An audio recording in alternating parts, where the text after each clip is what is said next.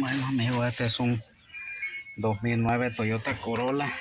Trajeron porque tiembla el motor. Ahorita le estamos chequeando le chequeamos los collos, las bobinas, y parece que una de estas bobinas es la que no estaba trabajando. Ahorita ya se la pusimos nueva, pero para eso tuvimos que chequear, intercambiarla. Esta mala, ponerla acá y esta acá para estar seguro de que era la bobina la que estaba mala.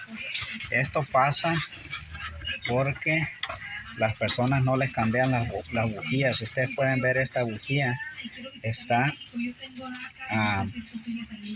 no sé si la alcancen a ver, la bujía está demasiado usada, la bujía.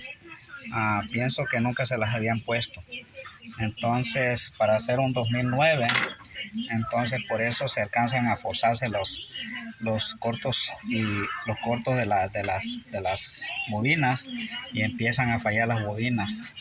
Cuando eso pasa, hay que chequear eso y hay que estar seguro 100% que la bobina, antes de cambiarla, que esté buena. Y si todo está bien de la bobina, entonces ya se cambia lo que es el inyector nomás. Ok, yo creo este es todo otro video, amigos. Bye.